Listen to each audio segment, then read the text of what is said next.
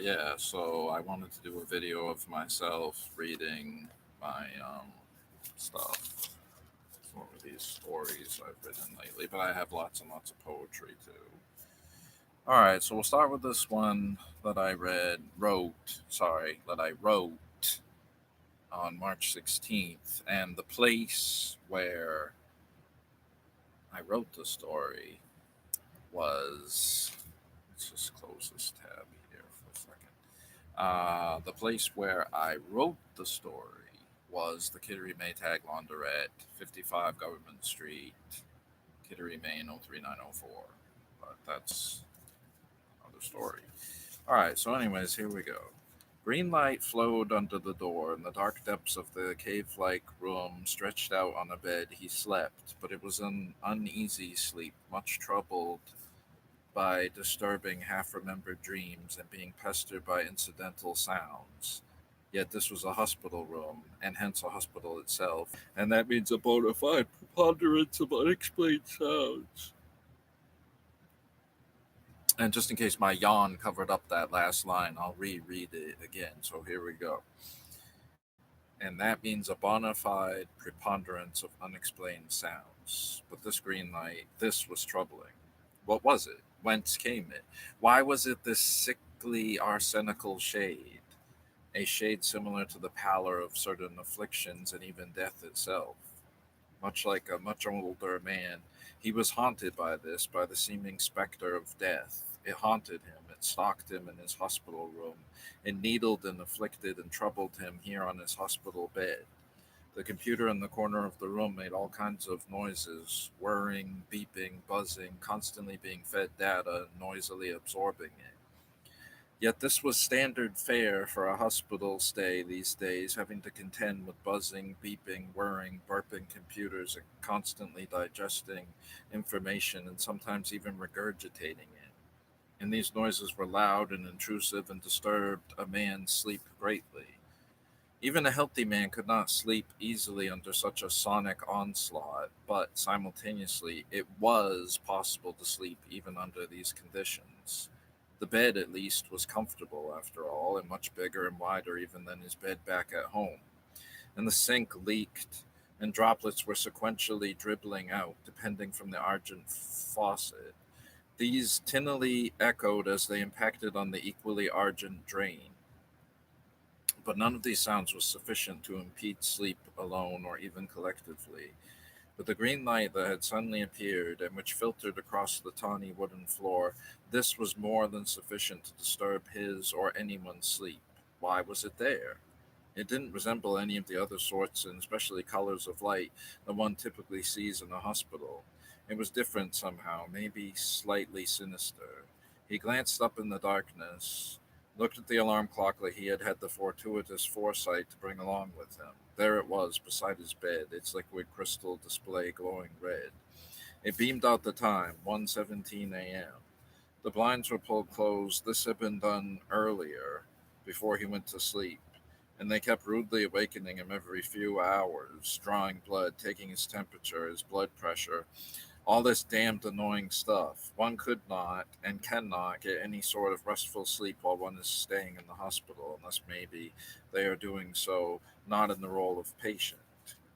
He wondered still in the darkness about this light, this greenish light, unlike all the other lights and the other green lights of clicking, flashing things at the hospital, computer screens, and the glowing pinpoints of light indicating the readiness of the hospital bed itself. One glowed out now beside his bed in a dazzling but tiny beam of light. He could put his thumb over it and block it out. He could. See, this is the part I was using a typewriter, um, a word processor, but an early rudimentary, personal computer of sorts. Uh, then an amalgam of the typewriter, the electric typewriter, and the computer with a little tiny screen, not too much wider than a couple of thumbs, across. Um, into which you could type all kinds of text. Well, not all kinds, two or three sentences maybe. But in the particular word processor that I was using, because of the paper that we were using, which I can't exactly remember what it's officially called, but it actually works via the heat of the roller or whatever, I guess. There's no actual true ink involved. There's the imprint of ink, the ghost of ink, but there's no real actual ink. Uh, and because of the way that the paper had been set into the roller, the last line always comes a little garbled and you can't read it. It looks like it says cause it to go dark. Yes, okay. He could put his thumb over it and block it out. He could cause it to go dark, but he couldn't. Bed flooding. I don't know. But this is not just a one-page story. This is a two-page story, albeit it's not done. It's not finished. Almost nothing that I'm going to read to you today is finished, except for maybe some of the poems I might read to you. But right now, as far as short fiction is concerned, that is not finished because I am lousy at finishing that. Great at beginning it and starting it, terrible at finishing it. Okay, so, and unbeknownst to me, because I thought there was only one page, but I guess there's two. Anyways, so we'll go on to the second one. And maybe even I retyped, that final garbled line here. I don't think I did, but anyways. And forgive me for these little pauses and tangents, detours, discursions, whatever. I do this kind of stuff. It's interesting, I find, but I mean, maybe some people watching this would be like, well, then that's fine. That's their business. All right, so to discover the source of the obtrusive light, he would have to arise and walk over to the door and open it. As he lay there in bed, beginning to stare at the equally black ceiling, lingering in the doldrums of indecision, he worried that he may never know what the source of the strange light, excuse me, was, or that he at least wouldn't resolve to arise and investigate it. For after all, didn't trouble of some kind or another often follow investigation? It was rather akin to opening Pandora's proverbial box, or else unsealing and beginning to consume the contents of one of those boxes of chocolates like a Whitman sampler or something. God, he had always hated those. Not because they were bad or something equally terrible, but because of the dread and uncertainty attached to them, to opening them and attempting to consume them all. If you didn't have the key, only a process of trial and error would yield any insight as to what the hell each flavor was. And in this case, he sure as hell didn't have the key. But maybe whoever was on the other side of the closed door, standing beside whatever thing produced that odd light, maybe they had the key to his room. Maybe at any point they and their terrible machine would enter. Or, no, let me rephrase that. Maybe at any point they and their terrible machine would enter. And then who the hell knows what fate would befall him? Would he be subjected to all kinds of phantasmal terrors, horrors, the terrific sufferings of torment and torture? Yet what was he doing to himself now but that very same thing, torturing himself with horrific fantasies about whatever lingered beyond the door? And for what? Probably nothing. There was probably nothing whatsoever to fear behind the door. This thought seemed to calm him, relax him, but not considerably. No, it was very difficult to considerably and appreciably calm the anxieties and fears of a sufferer of acute anxiety such as he. And so soon the nefarious encroachments of fresh fear began to impinge upon him, and the sanctity of his thoughts. After he had suffered through this and various other anxiety-linked uncertainties produced by his own semi-paranoid mind, he finally resolved to open the door and discover what lay beyond it. He rose from the bed and grabbed for the bathrobe he had thankfully packed and brought along with himself. as the hospital given one was a papery joke. No joke, it was literally made out of paper or at least some other easily tearable material. Okay, so that's the first of the several but basically unfinished stories that I intend to read to you tonight. Okay, so this next one, and you can see the date here at the top of the page, 11/18/2025. So November 18th, 2025. Whereas this last one, and maybe you can see the printed date in my very crummy handwriting. What is it? March 16th, 2026. And I don't know what the hell the dates of the others are, although I might have inscribed them. Okay. This also was written at the same place. Kiri Maytag Laundrette. 55 minutes, please. Kiri Main, whatever. Judy sat in her living room, desultorily watching television. The rug, sorry, was sand-colored, and a shaft of golden sunlight diagonally slanted in through the chink in the blinds. Although it was noontime, much of the room was shrouded in darkness. She played absent-mindedly with her pink-dressed doll. It was the kind of absent-mindedness that was quite similar to that imbuing an overly rehearsed play done a million times before. This was the absent-mindedness that betokened not only sadness, but extreme boredom, perhaps even clinical depression. The television glowed like the light of an ancient Canaanite demon, bathing the room in a powerfully unhealthy-looking bluish light. This was the tincture of irradiation. Yes, irradiation, that miasma of evil. Waves of brainwashing power spewed out like a noxious gas. Of course, these were odorless, colorless, tasteless gases, and yet the little brown haired girl was unaffected, or seemingly so. The room was not what it at first appeared to be. It was not a homey living room, the traditional center of your average household.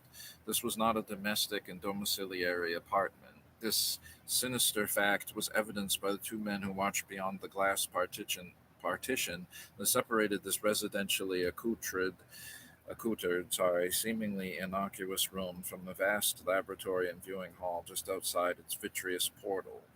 The observation hall was stark, cold, sterile, perfectly appropriate for the clinical atmosphere generated by the scene.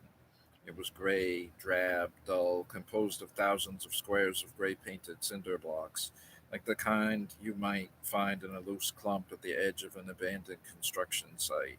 But the glories of the outside world and its beauties did not reign here. This was miles underground, where the deadly creeping things are.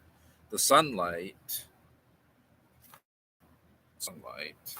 slanting in through a chink in the blinds in the window, a chink in the blinds on the window in the room, was provided not by that great fiery gaseous floating masses, God, but rather by an AI monitored artificial sun, median temperature at the core 12,000 degrees centigrade.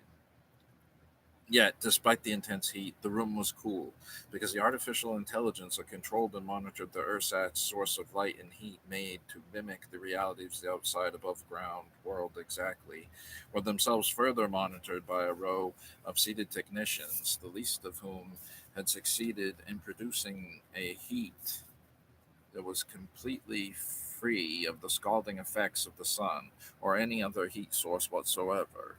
Chatter was the crosstalk here. The technicians did not speak.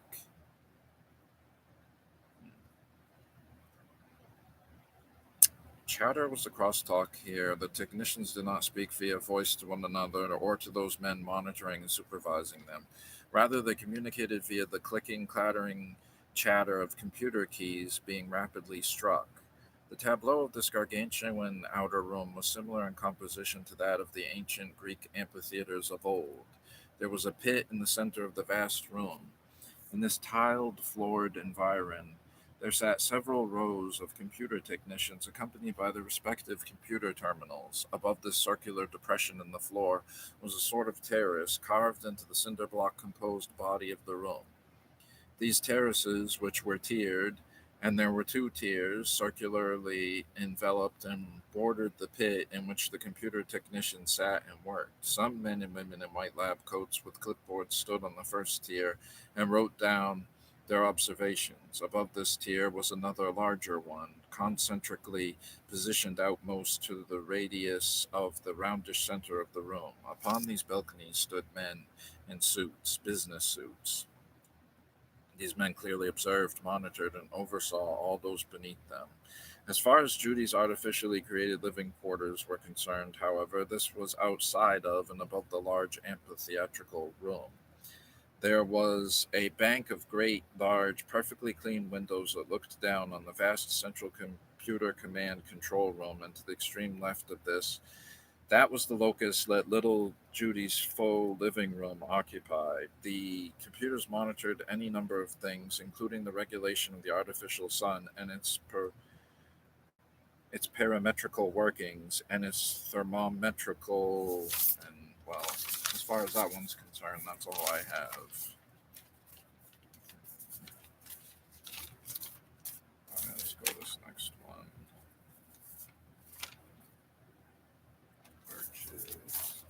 It's actually the oldest one. So the next one, and I don't have a date on this one. Uh, and it has some dialogue in it, and I'll try to, give some sort of halfway decent reading to this. Greg Burchett worked in the heart of the city's financial district, which ironically was not really technically located in the actual true center of the city. Those coordinates were occupied by a different structure and purpose entirely. Where Greg worked, however, the river which neatly bisected the city rolled right on past. It was almost as if the building was situated along one of the banks of the city's great mile-wide river. Every day, Greg could gaze out upon the vast aqueous expanse of the river, glimmering like an unearthed gem laboriously extracted from the unforgiving earth. And the unforgiving and acquisitive earth, I perhaps should have said. Um, Turning around now, he could see the ranks of mounted diamonds and other gems piled up on tables topped with a sheen of pure black velvet, jeweler's velvet. These sparkled in the comparatively weaker, softer light emitted by the overhead fluorescence.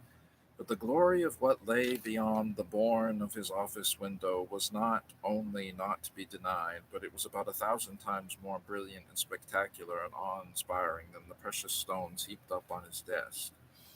Their glow and glimmer and sparkle and shine was as nothing compared to the mighty river which roared and flowed past, launching great curds of foam aloft with every titanic crashing wave. He always spent his lunch hour here in his office, often gazing enrapturedly at the flowing magnificence of the great and mighty river, albeit he was supposed to be cataloging and inventorying the diamonds and other precious gems. Just then, the telephone on his desk stridently rang out, very nearly seeming to leap off of the desk with each successive ring. Annoyed, he turned swiftly to attend to it. He snatched it angrily from its cradle and spoke somewhat irritably into the receiver. "Hello?" A female voice chirruped sweetly back at his terrible brusqueness. "Greg, Miss Collins is." I can't. Let me. I'll just do my regular voice for this. "Greg, Miss Collins is on line one. She's a little upset with this month's shipment." "Well, what the hell's wrong with it? I inspected it myself. It was perfect." There was a certain sarcastic sibilance to his utterance of perfect, which, in addition to being testily and sarcastically said, was also clearly italicized. "She seems to differ slightly with that assessment. It is her contention that you allowed some imperfect, actually, her word was flawed, stones to be included. I inspected that shit myself, Rhonda. It was as pure as gold." "I know that, Greg, but Miss Collins, she." "Rhonda, what the hell? You know as well as I that you're literally like 5 feet. We're. See, that part got garbled at the end of the. Oh, wait, I rewrote it. That's good. Rhonda, what the hell? You know as well as I that you're literally like 5 feet away. Just come in here already. This is ludicrous talking on the phone like this, acting like we're miles apart when you are literally right outside my door. Okay, Rhonda said meekly and lightly hung up the phone. Even so, despite her propinquity to Burchett's office, it was still some time before she peeked her head in the door. What the hell took you so long? What, did you come by way of the Grand Canal or something? It was rather odd that he should speak so rudely to Rhonda, who was quite ravishingly attractive, with a long, thick mane of what the hell is that? Something, but it's smeared. I can't see it. Luxuriant jet black hair that flowed like a river of oil down the magnificent splendor of her alabaster back.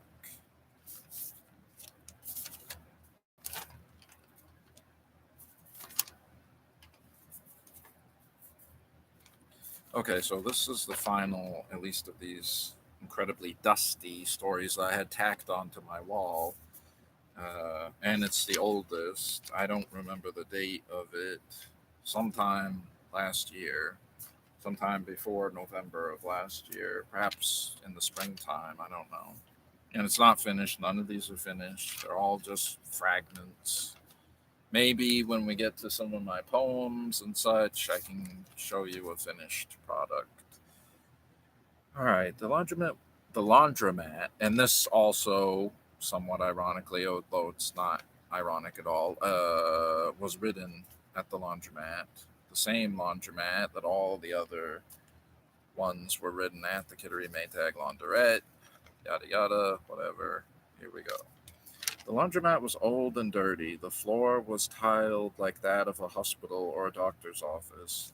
Despite it being dirty and dingy, the lights were bright, too bright for its own good. A bench sat by the door, a hideous vomitous yellow. Um, his pants were spotted with water. The faucet was a bitch, constantly spraying, no matter how close or far you wore to it. Due to the failure of the Lucky 13 free wash promo, the sudden increase in the washer's prices by 50 cents. The economy of the laundromat had apparently been dealt a horrible blow by some hideous, twisted, monstrous avarice, miserliness, and greed. The owner was evidently not making enough based on an idiotic notion that people would effectively police, or I should say actively police, their own washes and calculate and keep track of them. Keep in mind, only free washes, not dryings that were gratis. The laundromat had opened in the summer of 1960. That was the era of the last of the tail-finned cars, their vast metallic aeronautical forms filigreed with argent chrome that sparkled in the sun like silver treasure excavated from an Argentinian mine. And, why does Argentina have that name, Argent, in the beginning, which, as we all know, refers to silver? Thus, it must be that that was once a very silver rich country, and that's how it got its name. Stan's 1958 Oldsmobile glimmered in the sun on that fateful day in 1960 when he handed the keys over to the new owner. There was nothing odd in the handoff. The very fact that, in the very fact that it even had to occur in the first place, the building itself, which was squat, plainly rectangular, and composed mostly of cinder block, had been built the previous winter, which was a very odd and unlucky time in which to construct anything, to say nothing of a cement floored building. There were many regrets in Stan's life, chief of which was handing the keys to his beloved launderette to this simpleton, and for such a minuscule pile of cash, too. The day in which the handoff took place, the sun beat down like an Egyptian flail. Stan observed that the new owner's ham-like hand was moist with sweat. It was revolting. Sweat-stained bills mingled with the malodorous fragrance of the new owner's foul perspiration. The arms of his white dress shirt were stained a disgusting yellow-brown, from where it had bled through his undershirt itself, probably absolutely soaked with vile perspiration. So there you go. That is uh, the oldest of the one, two, three, four stories. Now I'm supposed to turn, if I can find it, to one of my damn books of poetry. Or perhaps, because I can't seem to find any, no. I mean, I suppose I could read something.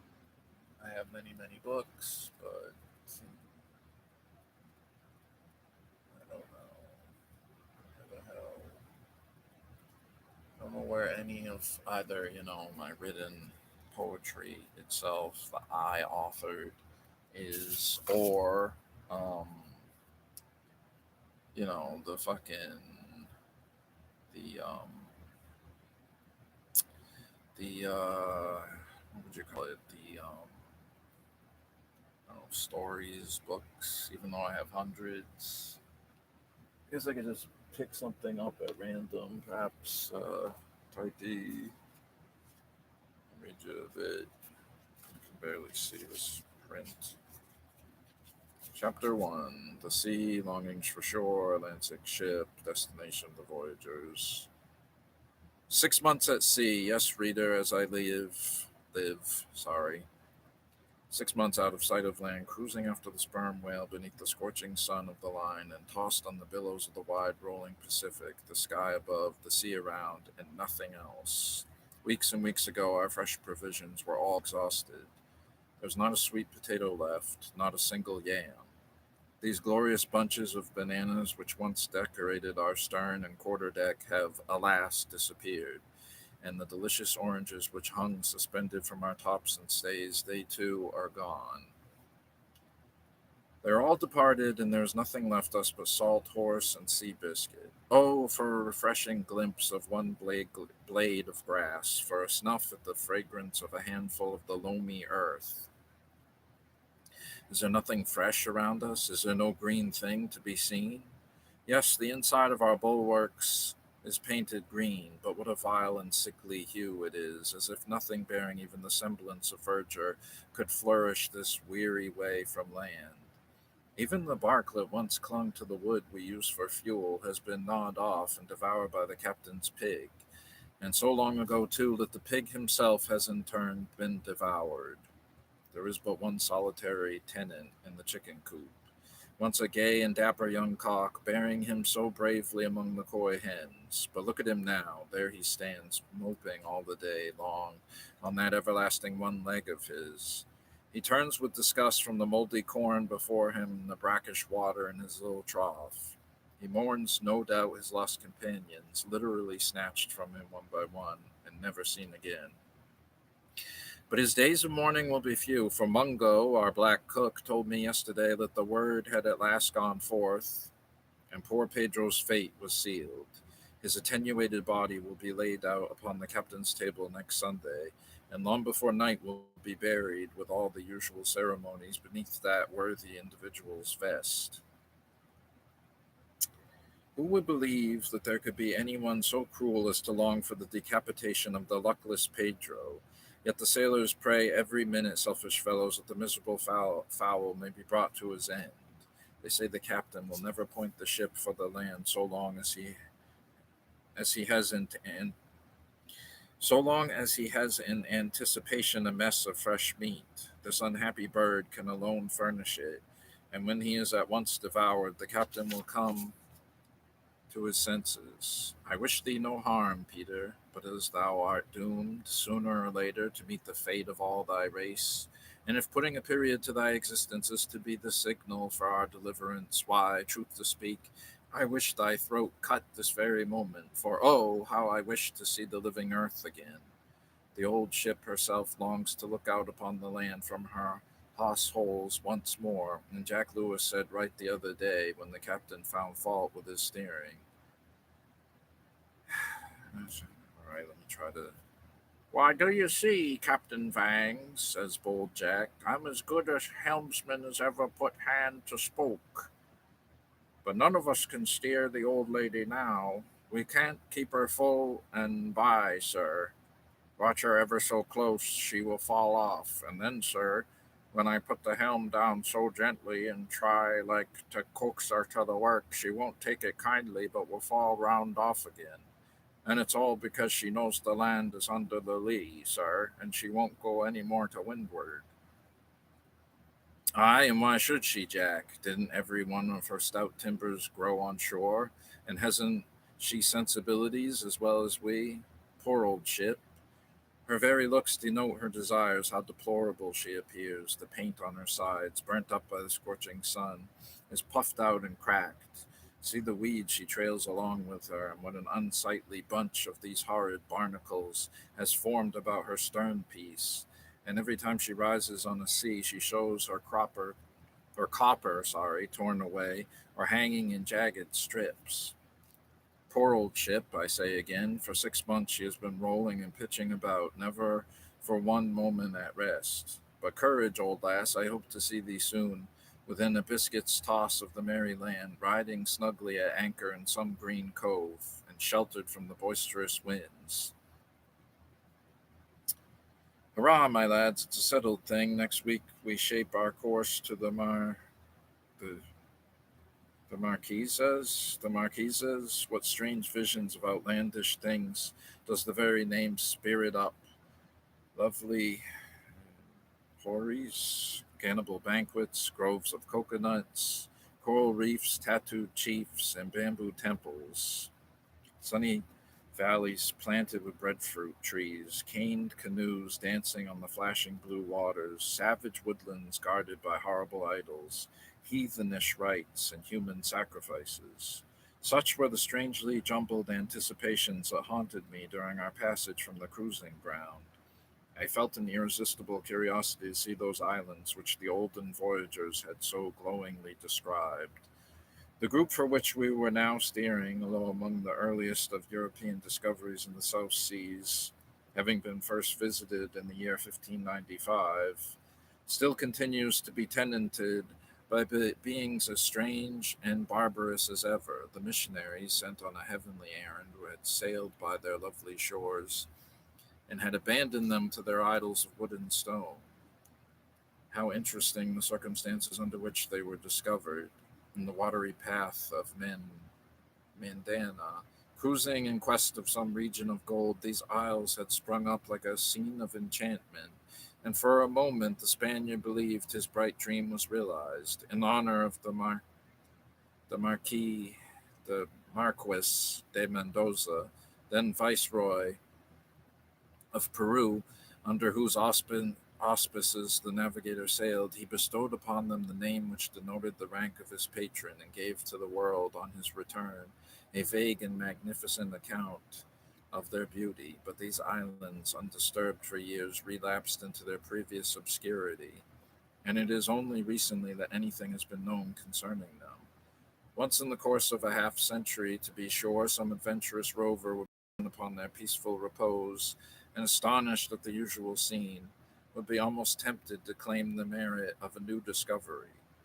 Of this interesting group, but little account has ever been given, if we accept the slight mention made of them in the sketches of South Sea voyages. Cook, in his repeated circumnavigations of the globe, barely touched at their shores, and all that we know about them is from a few general narratives. Within the last few years, American and English vessels engaged in the extensive whale fisheries of the Pacific. Wait a minute. Within the last few years, American and English vessels engaged in the extensive whale fisheries of the Pacific have occasionally, when short of provisions, put into the commodious harbor which there is in one of the islands. But a fear of the natives, founded on the recollection of the dreadful fate which many white men have received at their hands, has deterred their crews from intermixing with population sufficiently to gain any insight into their particular customs and manners. Indeed, there is no cluster of islands in the Pacific that has been any length of time discovered, of which so little has hitherto been known as the Marquesas. And it is a pleasing reflection that this narrative of mine will do something towards withdrawing the veil from regions so romantic and beautiful.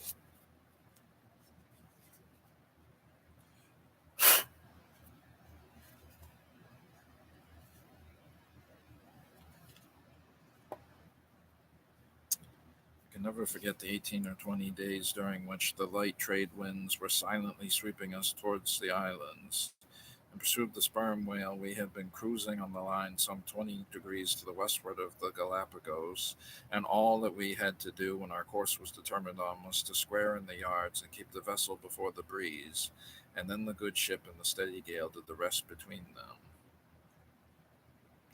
The man at the wheel never vexed the old lady with any superfluous steering, but comfortably adjusting his limbs at the tiller would doze away by the hour.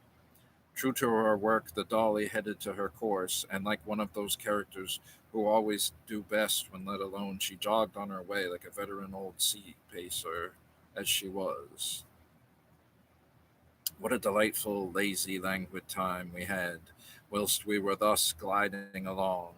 There was nothing to be done, a circumstance that happily suited our disinclination to do anything. We abandoned the forepeak altogether, and spreading an awning over the forecastle, slept, ate, and lounged under it the livelong day. Everyone seemed to be under the influence of some narcotic. Even the officers aft, whose duty required them never to be seated while keeping a deck watch, vainly endeavored to keep on their pins, and were obliged invariably to compromise the matter by leaning up against the bulwarks and gazing abstractedly over the side. Reading was out of the question. Take a book in your hand, and you were asleep in an instant. Although I could not avoid yielding in a great measure to the general languor, still at times I contrived to shake off the spell and to appreciate the beauty of the scene around me. The sky presented a clear expanse of the most delicate blue, except along the skirts of the horizon, where you might see a thin drapery of pale clouds which never varied their form or color. The long, measured, dirge like swell of the Pacific came rolling along, with its surface broken by little tiny waves, sparkling in the sunshine.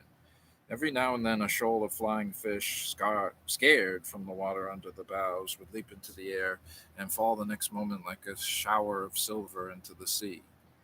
Then you would see the superb albacore, with his glittering sides, sailing aloft, and after describing an arc in his descent, disappear on the surface of the water. Far off, the lofty jet of the whale might be seen, and near at hand the prowling shark, that villainous footpad of the seas, will come skulking along, and at the a wary, uh, wary, wary, where a wary, weary. It's not weary. Wary. At a wary distance, regard us with an evil eye. At times, some shapeless monster of the deep floating on the surface would, as we approach, sink slowly into the blue waters and fade away from the sight. But the most impressive feature of the scene was the almost unbroken silence that reigned over sky and water. Scarcely a sound could be heard but the occasional breathing of the grampus and the rippling at the cutwater. As we drew nearer the land, I hailed with delight the appearance of innumerable seafowl, screaming and whirling in spiral tracks, sorry, they would accompany the vessel, and at times alight on our yards and stays. That piratical looking fellow, appropriately named the Man of War's Hawk, with his blood red bill and raven plumage, would come sweeping round us in gradually diminishing circles, till you could distinctly mark the strange flashings of his eye, and then, as if satisfied with his observation, would sail up into the air and disappear from the view. Soon other evidences of our vicinity to the land were apparent, and it was not long before the glad announcement of its being in sight was heard from aloft, given with that peculiar prolongation of sound that a sailor loves. Land ho! The captain, darting on deck from the cabin, bawled lustily for his spyglass. The mate, in still louder accents, hailed the masthead with a tremendous "Where away?" The black cook thrust his woolly head from the galley, and boatswain the dog leaped up between the night heads, and barked most furiously. Land ho! Aye, there it was, a hardly perceptible blue irregular outline, indicating the bold contour of the lofty heights of Nukuhiva. This island, although generally called one of the Marquesas, is by some navigators considered as forming one of a distinct cluster comprising the islands of Ruka, Ropo, and Nukahiva, upon which three the appellation of the Washington Group has been bestowed. They form a triangle and lie within the parallels of 8 degrees 38. All right,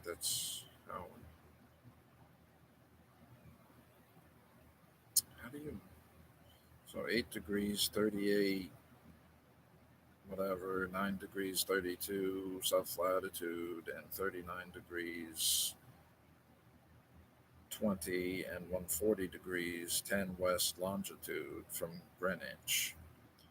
With how little with how little propriety they are to be regarded as forming a separate group will be at all at once apparent when it is considered that they lie in the immediate vicinity of the outer islands, that is to say, less than a degree to the northwest of them, that their inhabitants speak the Marquesan dialect, and that their laws, religion, and general customs are identical. The only reason why they wherever thus arbitrarily distinguished may be attributed to the singular fact that their existence was altogether unknown to the world until the year 1791, when they were discovered by Captain Ingram of Boston, Massachusetts, nearly 2 centuries after the discovery of the adjacent islands by the agent of the Spanish viceroy. Notwithstanding this, I shall follow the example of most voyagers and treat of them as forming part and parcel of the Marquesas. Nukahiva is the most important of these islands, being the only one at which ships are much in the habit of touching, and is celebrated as being the place where the adventurous Captain Porter refitted his ships during the late war between England and the United States, and once he sallied out upon the large whaling fleet, then sailing under the enemy's flag in the surrounding seas. This island is about 20 miles in length and nearly as many in breadth. It has three good harbors on its coast, the largest and best of which is called by the people living in its vicinity Taihohe, and by Captain Porter was denominated Massachusetts Bay. Among the adverse tribes dwelling about the shores of the other bays, and by all voyagers, is generally known by the name bestowed upon the island itself, Nukahiva. Its inhabitants have become somewhat corrupted owing to their recent commerce with Europeans, but so far as regards their peculiar customs and general mode of life, they retain their original primitive character, remaining very nearly in the same state of nature in which they were first beheld by white men. The hostile clans residing in the more remote sections of the island, and very seldom holding any communication with foreigners, are in every respect unchanged from their earliest known condition. In the bay of Nukahiva was the anchorage we desired to reach. We had perceived the loom of the mountains about sunset, so that after running all night with a very light breeze, we found ourselves close in with the island the next morning. But as the bay we sought lay on its farther side, we were obliged to sail some distance along the shore, catching, as we proceeded, short glimpses of blooming valleys, deep glens, waterfalls, and waving groves, hidden here and there by projecting rocky headlands, every moment opening to the view some new and startling scene of beauty. Those who for the first time visit the South Seas generally are surprised at the appearance of the islands when beheld from the sea. From the vague accounts we sometimes have of their beauty, many people are apt to picture to themselves enameled and softly swelling plains, shaded over with delicious groves, and watered by purling brooks, and the entire country but little elevated above the surrounding ocean. The reality is very different. Bold rock bound coasts, with the surf beating high against the lofty cliffs, and broken here and there into deep inlets which open to the view thickly wooded valleys, separated by the spurs of mountains clothed with tufted grass, and sweeping down towards the sea from an elevated and furrowed interior, form the principal features of these islands. Towards noon we drew abreast the entrance to the harbor, and at last we slowly swept by the intervening promontory and entered the bay of Nukahiva. No description can do justice to its beauty, but that beauty was lost to me then, and I saw nothing but the tricolored flag of France trailing over the stern of 6 vessels whose black hulls and bristling broadsides proclaimed their warlike character. There they were, floating in that lovely bay, the green eminences of the shore looking down so tranquilly upon them, as if rebuking the sternness of their aspect. To my eye, nothing could be more out of keeping than the presence of those vessels, but we soon learnt what brought them there. The whole group of islands had just been taken possession of by Rear Admiral du Petit Thouars in the name of the invincible French nation. This item of information was imparted to us by a most extraordinary individual, a genuine South Sea vagabond, who came alongside of us in a whaleboat as soon as we entered the bay, and by the aid of some benevolent persons at the gangway was assisted on board, for our visitor was in that interesting stage of intoxication when a man is amiable and helpless. Although he was utterly unable to stand erect or to navigate his body across the deck, he still magnanimously proffered his services to pilot the ship to a good and secure anchorage. The captain, however, rather distrusted his ability in this respect and refused to recognize his claim to the character he assumed. But our gentleman was determined to play his part, for by dint of much scrambling, he succeeded in getting into the weather quarter boat, where he steadied himself by holding on to a shroud, and then commenced issuing his commands with amazing volubility and very peculiar gestures. Of course, no one obeyed his orders, but as it was impossible to quiet him, we swept by the ships of the squadron with this strange fellow performing his antics in full view of all the French officers. We afterwards learned that our eccentric friend had been a lieutenant in the English Navy, but having disgraced his flag by some criminal conduct in one of the principal ports on the Main, he had deserted his ship and spent many years wandering among the islands of the Pacific, until accidentally being at Nukahiva when the French took possession of the place, he had been appointed pilot of the harbor by the newly constituted authorities. As we slowly advanced up the bay, although actually, isn't that quite a sight? Well, maybe not that, but that, yes. As we slowly advanced up the bay, numerous canoes pushed off from the surrounding shores, and we were soon in the midst of quite a flotilla of them, their savage occupants struggling to get aboard of us and jostling one another in their ineffectual attempts. Occasionally, the projecting outriggers of the slight shallops, running foul of one another, would become tangled beneath the water, threatening to capsize the canoes when a scene of confusion would ensue that baffles description. Such strange outcries and passionate gesticulations I never certainly heard or saw before. You would have thought the islanders were on the point of lying at one another's throats, whereas they were only amicably engaged in disentangling their boats. Uh, oh. Scattered here and there among the canoes might be seen numbers of coconuts floating closely together in circular groups and bobbing up and down with every wave. By some inexplicable means, these coconuts were all steadily approaching towards the ship. As I leaned curiously over the side, endeavoring to solve their mysterious movements, one mass, far in advance of the rest, attracted my attention.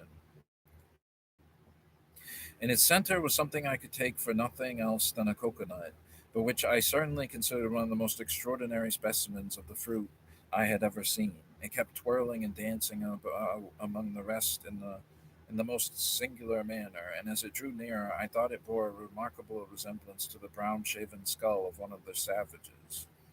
Presently, it betrayed a pair of eyes, and soon I became aware of what I had.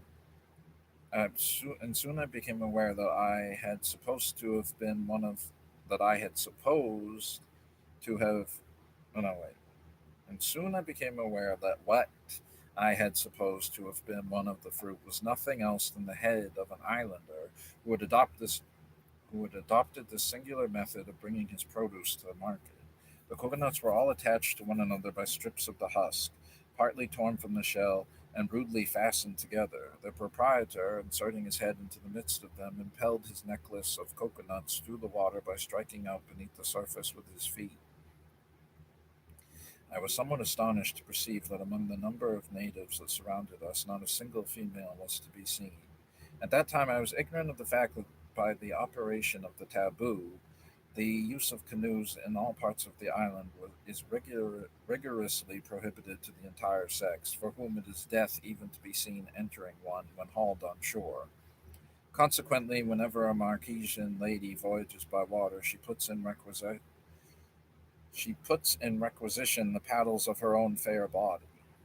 We had approached within a mile and a half, perhaps, of the foot of the bay, when some of the islanders, who by this time had managed to scramble aboard of us at the risk of swamping their canoes, directed our attention to a singular commotion in the water ahead of the vessel.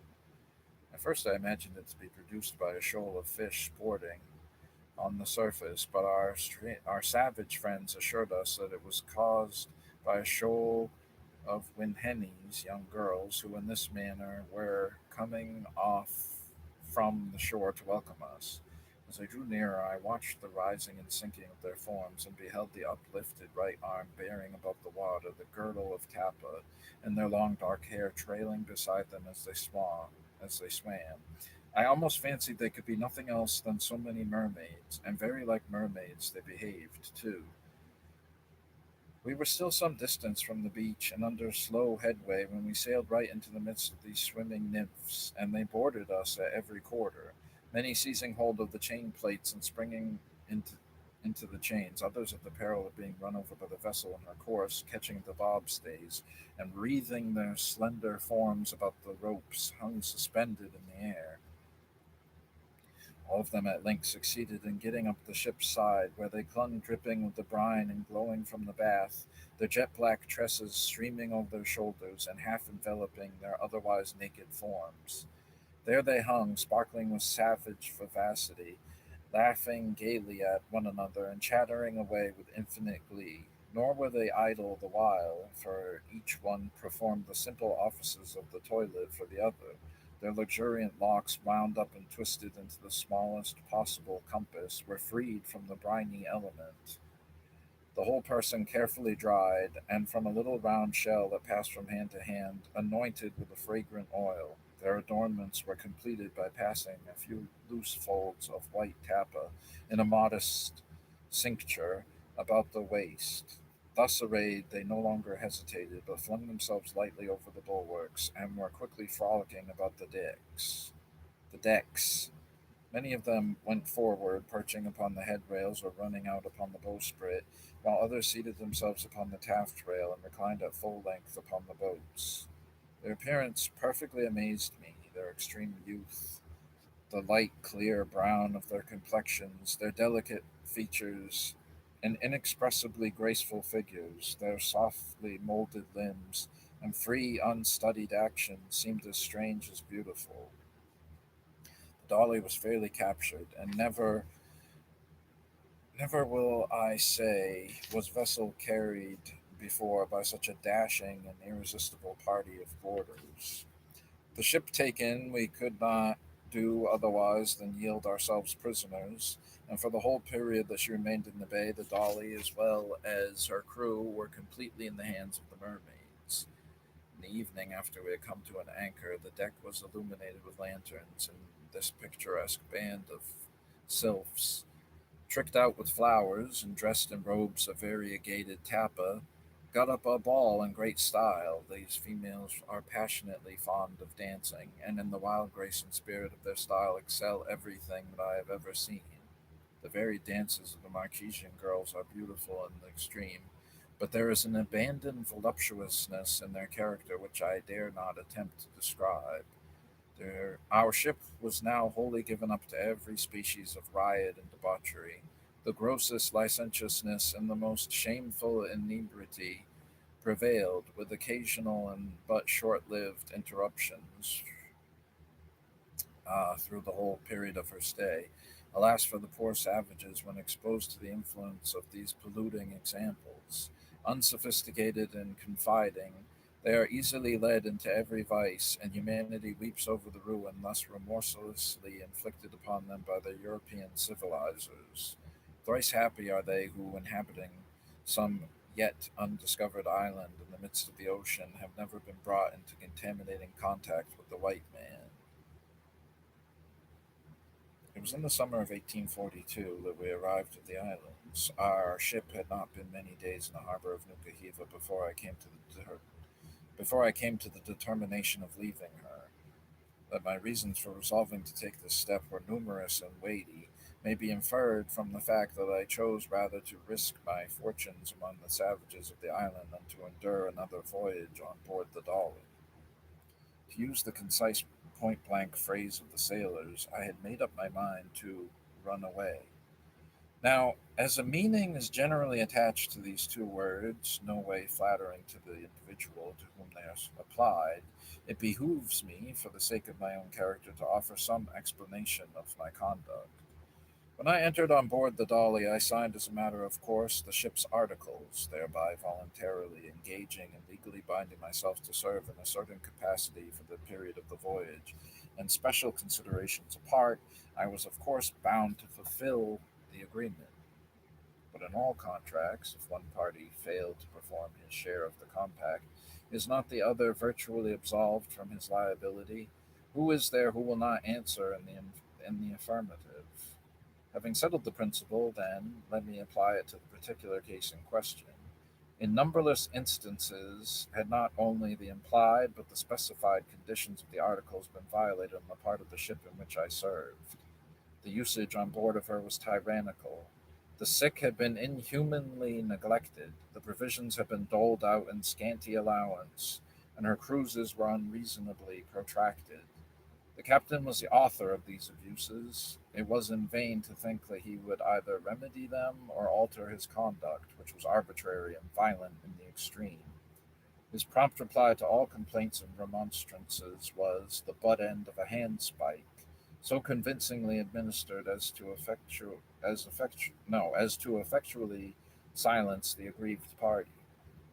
To whom could we apply for redress? We had left both law and equity on the other side of the Cape, and unfortunately, with a very few exceptions, our crew was composed of a parcel of dastardly and mean spirited wretches, divided among themselves and only united in enduring without resistance the unmitigated tyranny of the captain. It would have been mere madness for any two or three of the number, unassisted by the rest, to attempt making a stand against his ill usage. They would only have called down upon themselves the particular vengeance of this lord of the plank, and subjected their shipmates to additional hardships. But, after all,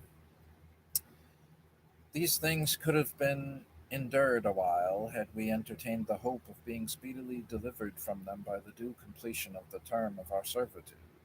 But what a dismal prospect awaited us in this quarter! The longevity of Cape Horn whaling voyages is proverbial, frequently extending over a period of 4 or 5 years.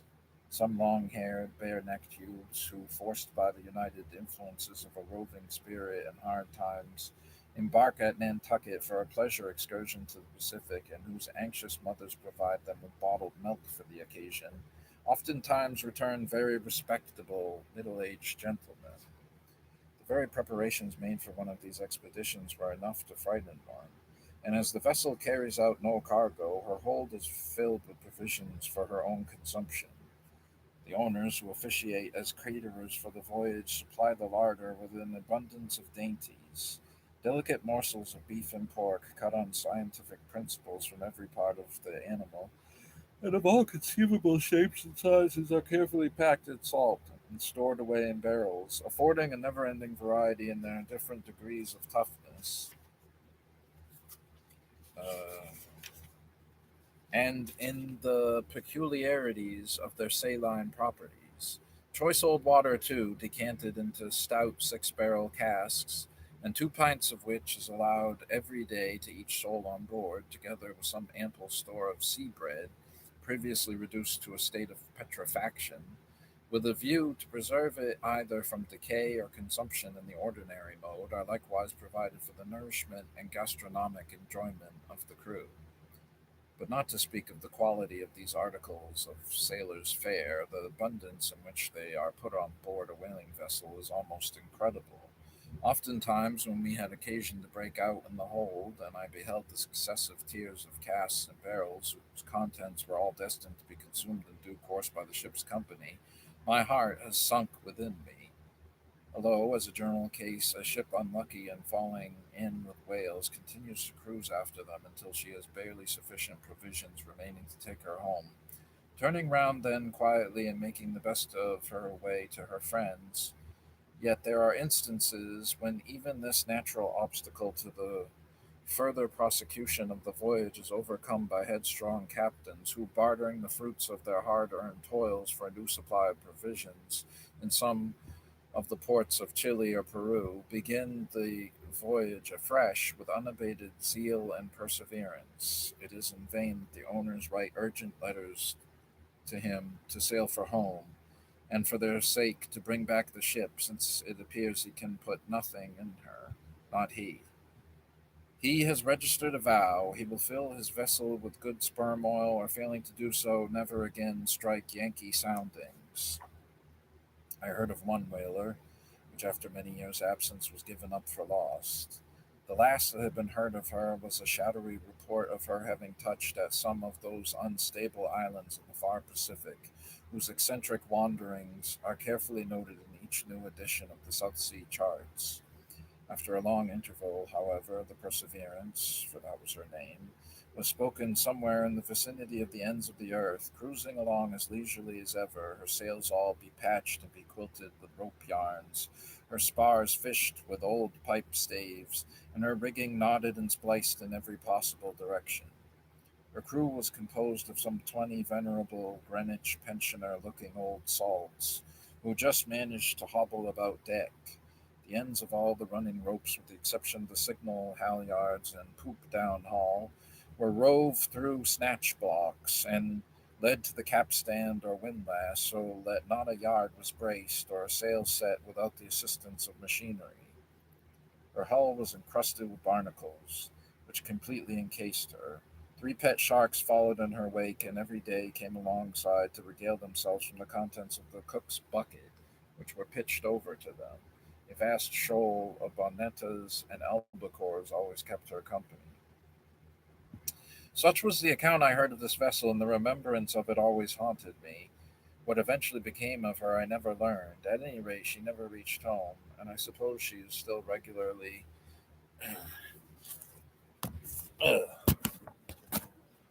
I suppose she is still right. Well, uh, uh, wait, yeah. I suppose she is still regularly tacking twice in the 24 hours, uh, somewhere of Bogarty or Buggery Island or the Devil's Tail Peak. Having said thus much touching the usual length of these voyages, when I informed the reader that ours had, as it were, just commenced, we being only 15 months out, and even at that time hailed as a late arrival and boarded for news, he will readily perceive that there was little to encourage one in looking forward to the future, especially as I always had a presentiment that we should make an unfortunate voyage, and our experience so far had justified the expectation. I may here state, and on my faith as an honest man, that some time after arriving home from my adventures, I learned that this vessel was still in the Pacific and that she had met with very poor success in the fishery. Very many of her crew also left her, and her voyage lasted about 5 years. But to return to my narrative. Placed in these circumstances, then, with no prospect of matters mending if I remained aboard the Dolly, I at once made up my mind to leave her. To be sure, it was rather an inglorious thing to steal away privately from those at whose hands I had received wrongs and outrages that I could not resent. But how was such a course to be avoided when it was the only alternative left me? Having made up my mind, I proceeded to acquire all the information I could obtain relating to the island and its inhabitants, with a view of shaping my plans of escape accordingly. The result of these inquiries I will now state, in order that the ensuing narrative may be the better understood. The bay of Nukahiva, in which we were then living, is an expanse of water not unlike in figure the space included within the limits of a horseshoe. It is perhaps 9 miles in circumference. You approach it from the sea by a narrow entrance flanked on either side by two small twin islets, which soar conically to the height of some 500 feet. From these, the shore recedes on both hands and describes a deep semicircle. From the verge of the water, the land rises uniformly on all sides, with green and sloping acclivities, until from gently rolling hillsides and moderate elevations it insensibly swells into lofty and majestic heights, whose blue outlines, ranged all around, close in the view. The beautiful aspect of the shore is heightened by deep and romantic glens, which come down to it at almost equal distances, all apparently radiating from a common center, and the upper extremities of which are lost to the eye beneath the shadow of the mountains.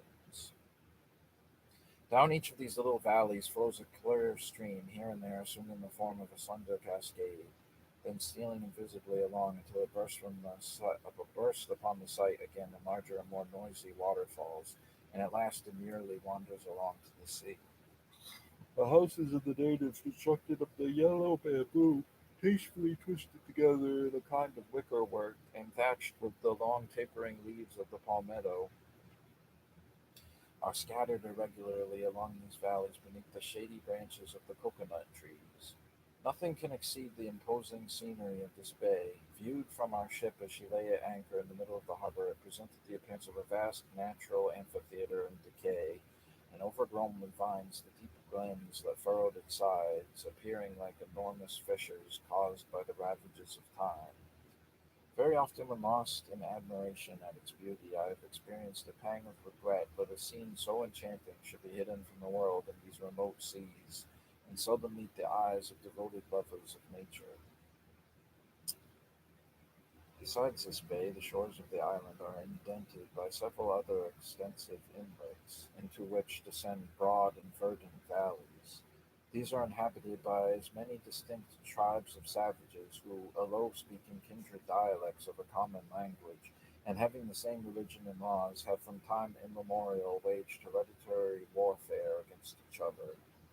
Intervening mountains, generally 2 or 3 thousand feet above the level of the sea, geographically define the territories of each of these hostile tribes, who never cross them, save on some expedition of war or plunder. Immediately adjacent to Nuka Hiva, and only separated from it by the mountains seen from the harbor, lies the lovely valley of Hapar, whose inmates cherish the most friendly relations with the inhabitants of Nuka Hiva. On the other side of Hapar, closely adjoining it, is the magnificent valley of the dreaded Types, the unappeasable enemies of both these tribes. These celebrated warriors appear to inspire the other islanders with unspeakable terrors. Their very name is a frightful one, for the word Typee in the Marquesian dialect signifies a lover of human flesh. It is rather singular that the title should have been bestowed upon them exclusively, inasmuch as the natives of all this group are irreclaimable cannibals. The name may, perhaps, have been given to denote the peculiar ferocity of this clan and to convey a special stigma along with it. These same types uh, enjoy a prodigious notoriety all over the islands. The natives of Nukuhiva would frequently recount in pantomime to our ship's company their terrible feats, and would show the marks of wounds they had received in desperate encounters with them. When ashore, they would try to frighten us by pointing to one of their own number and calling him a Typee, manifesting no little surprise that we did not take to our heels at so terrible an announcement. It was quite amusing, too, to see with what earnestness they disclaimed all cannibal propensities on their own part, while they denounced their enemies, the Typees, as inveterate gormandizers of human flesh. But this is a peculiarity to which I shall hereafter have occasion to allude. Although I was convinced that the inhabitants of our bay were as arrant cannibals as any of the other tribes on the island, still I could not but feel a particular and most unqualified repugnance to the aforesaid Typees. Even before uh, visiting the Marquesas, I had heard from men who had touched at the group of the group on former voyages some revolting stories in connection with these savages. And fresh in my remembrance was the adventure of the master of the Catherine, who only a few months previous, imprudently venturing into this bay in an armed boat for the purpose of barter, was seized by the natives, carried back a little distance into their valley, and was only saved from a cruel death by the intervention of a young girl who facilitated his escape by night along the beach to Nukahiva. I had heard, too, of an English vessel that many years ago, after a weary cruise, sought to enter the bay of Nukahiva, and arriving within 2 or 3 miles of the land, was met by a large canoe filled with natives who offered to lead the way to the place of their destination. The captain, unacquainted with the localities of the island, joyfully acceded to the proposition. The canoe paddled on, and the ship followed. She was soon conducted to a beautiful inlet, and dropped her anchor in its waters beneath the shadows of the lofty shore. That same night, the perfidious Types, who had thus inveigled her into their fatal bay, flocked aboard the doomed vessel by hundreds, and at a given signal, murdered every soul on board. Uh, Having fully resolved to leave the vessel clandestinely, and having acquired all the knowledge concerning the bay that I could obtain under the circumstances in which I was placed, I deliberately turned over in my mind every plan of escape that suggested itself, being determined to act with all possible prudence in an attempt where failure would be attended with so many disagreeable consequences. The idea of being taken and brought back ignominiously to the ship was so inexpressibly repulsive to me that I was determined by no hasty and imprudent measures to render, or yet, such an event probable. I knew that our worthy captain, who felt such a paternal solicitude for the welfare of his crew, would not willingly consent that one of his best hands should encounter the perils of a sojourn among the natives of a barbarous island, and I was certain that in the event of my disappearance his fatherly anxiety would prompt him to offer, by way of a reward, yard upon yard of gaily printed calico for my apprehension. Might even have appreciated my services at the value of a musket, in which case I felt perfectly certain that the whole population of the bay would be immediately upon my track, incited by the prospect of so magnificent a bounty. Having ascertained the fact before alluded to, that the islanders, from the motives of precaution, dwelt together in the depths of the valleys, and avoided wandering about the more elevated portions of the shore, and thus bound on some expedition of war or plunder, I concluded that if I could effect unperceived a passage to the mountains, I might easily remain among them, supporting myself by such fruits as came in my way until the sailing of the ship, an event of which I could not fail to be immediately apprised, as from my lofty position I should command a view of the entire harbor. The idea pleased me greatly. It seemed to combine a great deal of practicability with no inconsiderable enjoyment in a quiet way, for how delightful it would be to look down upon the detested old vessel from the height of some 1,000 feet, and contrast the verdant scenery about me with the recollection of her narrow decks and gloomy forecastle. Why, it was really refreshing even to think of it, and so I straightway fell to picturing myself seated beneath a cocoanut tree on the brow of the mountain, with a cluster of plantains within easy reach, criticizing her nautical evolutions as she was working her way out of the harbor. To be sure, there was one rather unpleasant drawback to these agreeable anticipations. The possibility of falling in with a foraging party of these same bloody-minded types, whose appetites, edged perhaps by the air of so elevated a region, might prompt them to devour one. This, I must confess, was the most disagreeable view of the matter. Just to think of a party of these unnatural gourmands taking it into their heads to make a convivial meal of a poor devil who would have no means of escape or defense. However, there was no help for it. I was willing to encounter some risks in order to accomplish my object, and counted much upon my ability to elude these prowling cannibals amongst the many coverts which the mountains afforded. Besides, the chances were 10 to 1 in my favor that they would none of them quit their own fastnesses. I had determined not to communicate my design of withdrawing from the vessel to any of my shipmates, and least of all to solicit any one to accompany me in my flight. But it so happened one night that, being upon deck, revolving over in my mind various plans of escape, I perceived one of the ship's company leaning over the bulwarks, apparently plunged in a profound reverie. He was a young fellow about my own age, for whom I had all along entertained a great regard, and Toby, such was the name by which he went among us, for his real name he would never tell us, was every way worthy of it. He was active, ready, and obliging, of dauntless courage, and singularly open and fearless in the expression of his feelings. I had on more than one occasion got him out of scrapes into which this had led him, and I know not whether it was from this cause or a certain congeniality of sentiment between us that he had always shown a partiality for my society. We had battled out many a long watch together, beguiling the weary hours with chat, song, and story, mingled with a good many imprecations upon the hard destiny it seemed our common fortune to encounter. Toby, like myself, had evidently moved in a different sphere of life, and his conversation at times betrayed this, although he was anxious to conceal it. He was one of that class of rovers you sometimes meet at sea, uh, who would never reveal their origin, never allude to home, and go rambling all over the world as if pursued by some mysterious fate they could not possibly elude. There was much even in the appearance of Toby calculated to draw me towards him, for while the greater part of the crew were as coarse in person as in mind, Toby was endowed with a remarkably prepossessing exterior. Arrayed in his blue frock and duck trousers, he was as smart a looking sailor as ever stepped upon a deck.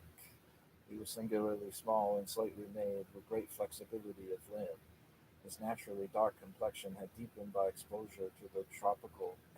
His naturally dark complexion had been deepened by exposure to the tropical sun, and a mass of jetty locks clustered about his temples and threw a darker shade into his large black eyes. He was a strange, wayward being, moody, fitful, and melancholy, at times almost morose. He had a quick and fiery temper, too, which, when thoroughly roused, transported him into a state bordering on delirium. It is strange the power that a mind of deep passion has over feebler natures. I have seen a brawny fellow with no lack of ordinary courage fairly quail before this slender stripling, when in one of his furious fits. Well, it does seem almost a run-on sentence, doesn't it? And yet, still, no one has seen that, which I have been doing. Anyways, but these paroxysms seldom occurred, and in them my big-hearted shipmate vented the bile which more calm-tempered individuals get rid of by a continual pettishness at trivial annoyances. No one ever saw Toby laugh. I mean in the hearty abandonment of broad-mouthed mirth. He did smile sometimes, it is true, and there was a great deal of dry, sarcastic humor about him, which told the more from the imperturbable gravity of his tone and manner. Latterly, I had observed that Toby's melancholy had greatly increased, and I had frequently seen him since our arrival at the island gazing wistfully upon the shore, when the remainder of the crew would be rioting below. I was aware that he entertained a cordial detestation of the ship, and believed that should a fair chance of escape present itself, he would embrace it willingly. But the attempt was so perilous in the place where we then lay that I supposed myself the only individual on board the ship who was sufficiently reckless to. Oh, but I supposed myself the only individual on board the ship who was sufficiently reckless to think of it. In this, however, I was mistaken. When I perceived Toby leaning, as I have mentioned, against the bulwarks and buried in thought, it struck me at once that the subject of his meditations might be the same as my own. And if it be so, thought I, is he not the very one of all my shipmates whom I would choose for the partner of my adventure? And why should I not have some comrade with me to divide its dangers and alleviate its hardships? Perhaps I might be obliged to lie concealed among the mountains for weeks. In such an event, what a solace would a companion be! These thoughts passed rapidly through my mind, and I wondered why I had not before considered the matter in this light. But it was not too late. A tap upon the shoulder served to rouse Toby from his reverie. I found him ripe for the enterprise, and a very few words sufficed for mutual understanding between us. In an hour's time, we had arranged all the preliminaries and decided upon our plan of action. We then ratified our engagement with an affectionate wedding of palms, and to elude suspicion, repaired each to his hammock to spend the last night on board the Dolly.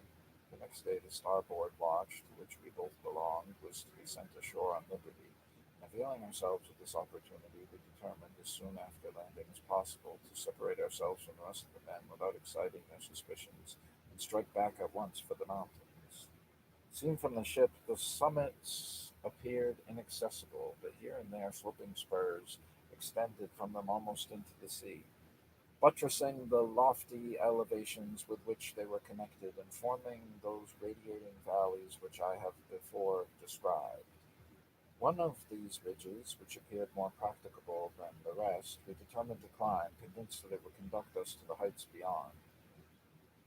Accordingly, we carefully observed its bearings and locality from the ship, so that when ashore we should run no chance of missing it. In all this, the leading object we had in view was to seclude ourselves from sight until the departure of the vessel, then to take our chance as to the reception the Nukahiva natives might give us, and after remaining upon the island as long as we found our stay agreeable, to leave it the first favorable opportunity that offered.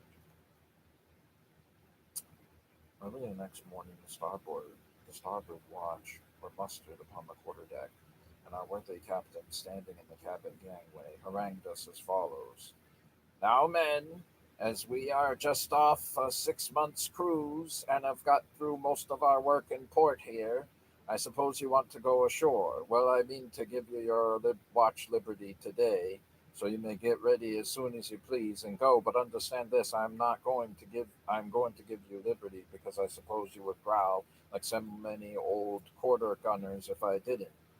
But at the same time, if you'll take my advice, every mother's son of you will stay aboard and keep out of the way of the bloody cannibals altogether.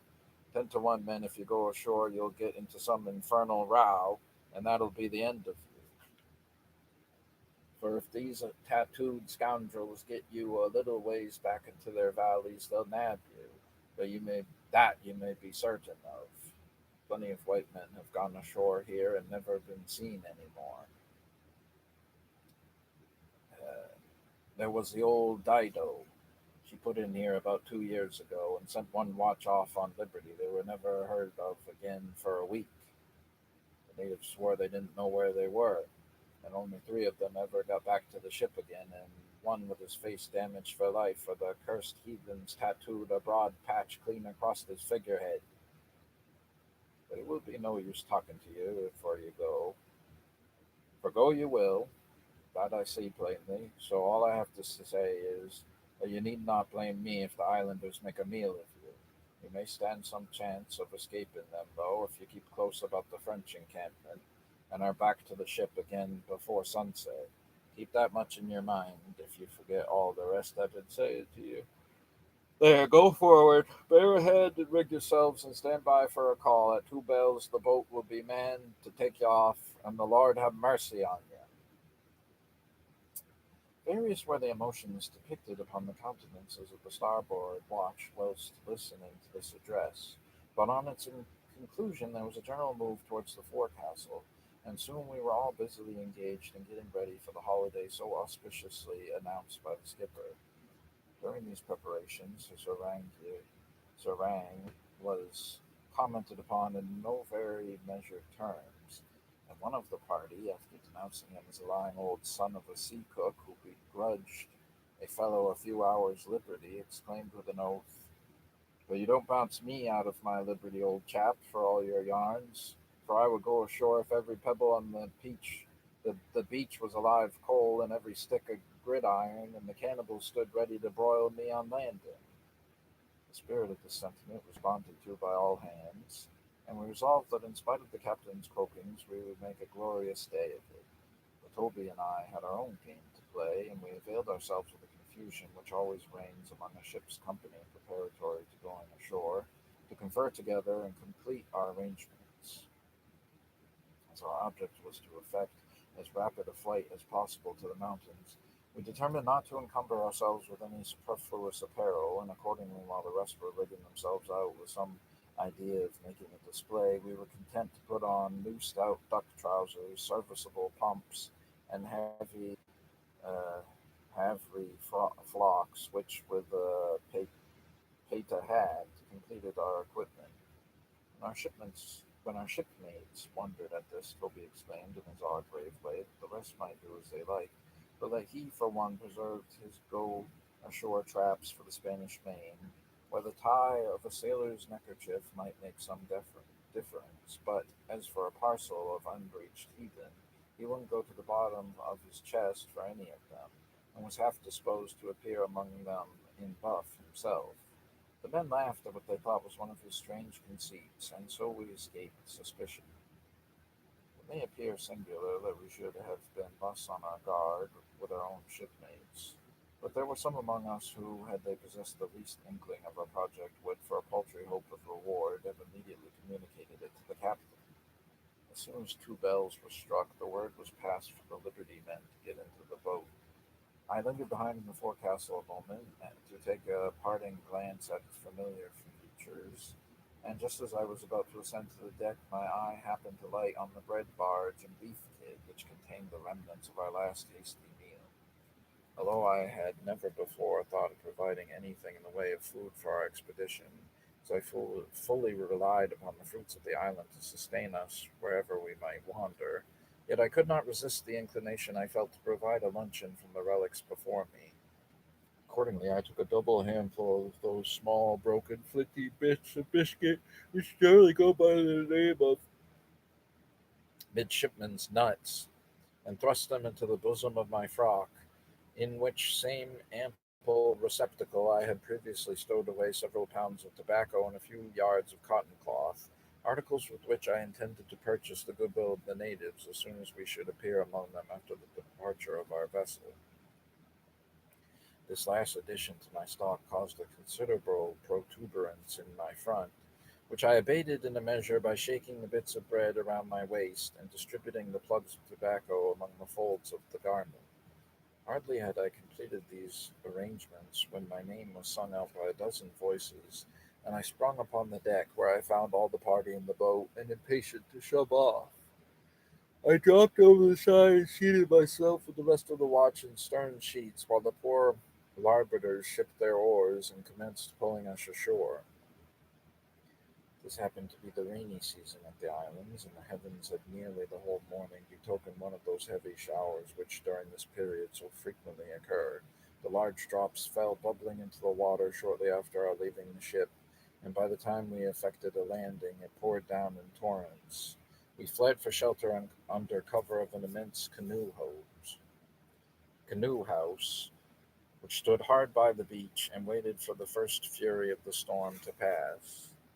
It continued, however, without cessation, and the monotonous beating of the rain overhead began to exert a drowsy influence upon the men, who, throwing themselves here and there upon the large war canoes, after chatting a while, all fell asleep.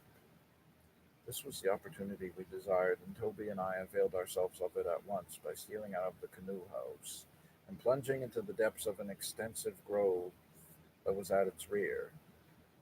After 10 minutes' rapid progress, we gained an open space from which we could just descry the ridge we intended to mount, looming dimly through the mist of the tropical shower, and distant from us, as we estimated, something more than a mile.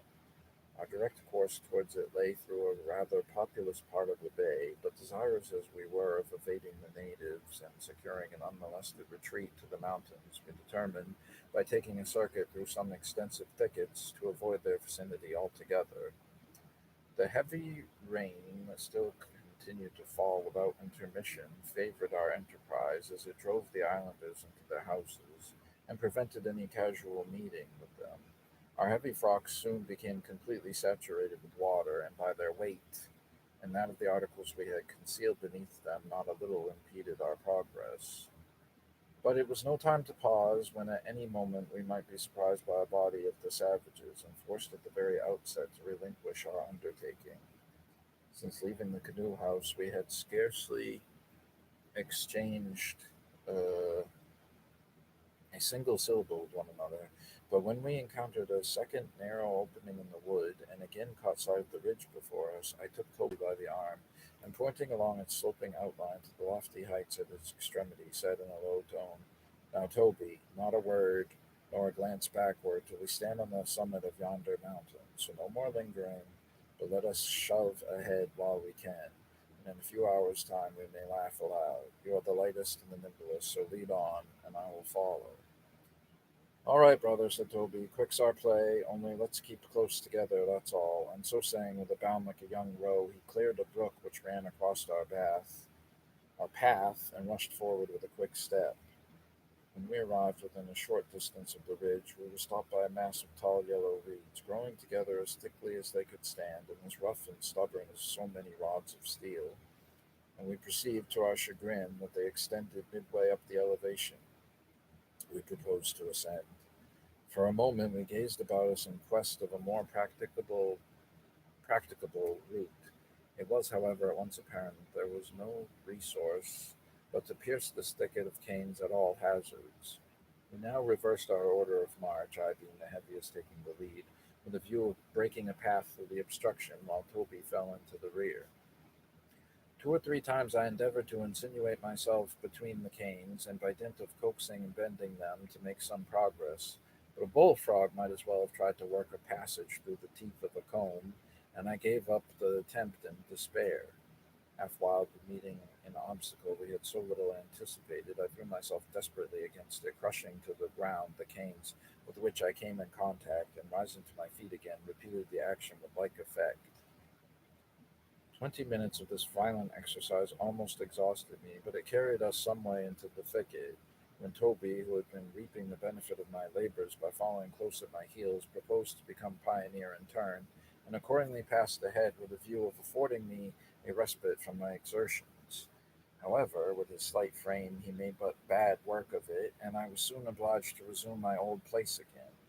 On we toiled, the perspiration starting from our bodies in floods, our limbs torn and lacerated with the splintered fragments of the broken canes, until we had proceeded perhaps as far as the middle of the break, when suddenly it ceased raining, and the atmosphere around us became close and sultry beyond expression. The elasticity of the reeds, quickly recovering from the temporary pressure of our bodies, caused them to spring back to their original position, so that they closed in upon us as we advanced, and prevented the circulation of the little air which might otherwise have reached us. Besides this, their great height completely shut us out from the view of surrounding objects, and we were not certain but that we might have been going all the time in the wrong direction. Fatigued with my long continued efforts and panting for breath, I felt myself completely incapacitated for any further exertion. I rolled up the sleeve of my frock and squeezed the moisture it contained into my parched mouth. But the few drops I managed to obtain gave me little relief, and I sank down for a moment with a sort of dogged apathy, from which I was aroused by Toby, who had devised a plan to free us from the net in which we had become entangled. He was laying about him lustily with his sheath knife, loping the canes left and right like a reaper, and soon made quite a clearing around us. The sight reanimated me, and seizing my own knife, I hacked and hewed away without mercy. But alas, the farther we advanced, the thicker and taller, and apparently the more interminable, the reeds became. I began to think we were fairly snared, and had almost made up my mind that without a pair of wings we should never be able to escape from the toils, when all at once I discerned a peep of daylight through the canes on my right, and communicating the joyful tidings to Toby, we both fell to with fresh spirit, and speedily opening a passage towards it, we found ourselves clear of perplexities and in the near vicinity of the ridge. After resting for a few moments, we began the ascent, and after a little vigorous climbing, found ourselves close to its summit. Instead, however, of walking along its ridge, where we should have been in full view of the natives in the vales beneath, and at a point where they could easily intercept us were they so inclined, we cautiously advanced on one side, crawling on our hands and knees, and screened from observation by the grass through which we glided, much in the fashion of a couple of serpents. After an hour employed in this unpleasant kind of locomotion, we started to our feet again, pursued our way boldly along the crest of the ridge. The salient spur of the lofty elevations that encompassed the bay rose with a sharp angle from the valleys at its base and presented, with the exception of a few steep acclivities, the appearance of a vast inclined plane sweeping down towards the sea from the heights in the distance. We had ascended it near the place of its termination and at its lowest point, and now saw our route to the mountains distinctly defined along its narrow crest, which was covered with a soft carpet of verdure, and was in many places only a few feet wide. Elated with the success which had so far attended our enterprise, and invigorated by the refreshing atmosphere we now inhaled, Toby and I, in high spirits, were making our way rapidly along the ridge, and suddenly from the valleys below, which lay on either side of us, we heard the distant shouts of the natives who had just descried us, and to whom our figures, brought in bold relief against the sky, were plainly revealed. Glancing our eyes into these valleys, we perceived their savage inhabitants hurrying to and fro, seemingly under the influence of some sudden alarm, and appearing to the eye scarcely bigger than so many pygmies, while their white thatched dwellings, dwarfed by the distance, looked like baby houses. As we looked down upon the islanders from our lofty elevation, we experienced a sense of security, feeling confident that, should they take a pursuit, it would from the start we now had prove entirely fruitless unless they followed us into the mountains, where we knew they cared not to venture. However, we thought it as well to make the most of our time, and accordingly, where the ground would admit of it, we ran swiftly along the summit of the ridge until we were brought to a stand by a steep cliff, which at first seemed to interpose an effectual barrier to our farther advance. By dint of much hard scrambling, however, and at some risk to our necks, we at last surmounted it, and continued our flight with unabated celerity. We had left the beach early in the morning, and after an uninterrupted, though at times difficult and dangerous ascent, during which we had never once turned our faces to the sea, we found ourselves, about 3 hours before sunset, standing on the top of what seemed to be the highest land on the island, an immense overhanging cliff composed of basaltic rocks, hung round with parasitical plants. We must have been more than 3,000 feet above the level of the sea, and the scenery viewed from this height was magnificent. The lonely bay of Nukahiva, dotted here and there with the black hulls of the vessels composing the French squadron, lay reposing at the base of a circular range of elevations whose verdant sides, perforated with deep glens or diversified with smiling valleys, formed altogether the loveliest view I ever beheld, and were I to live 100 years, I shall never forget the feeling of admiration which I then experienced.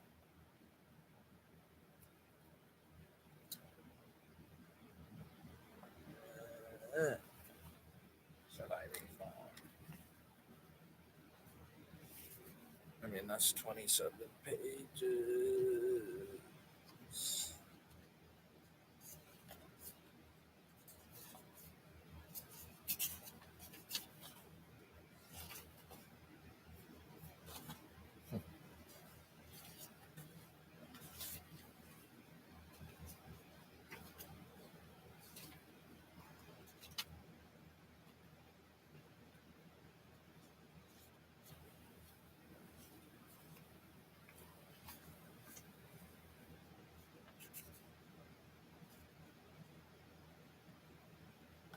Moby Dick.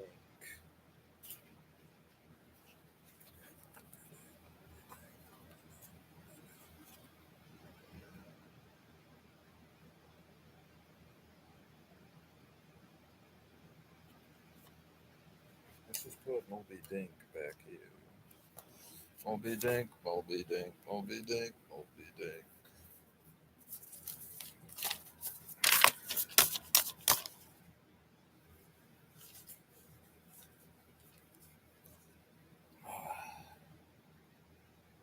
Just can't do this anymore.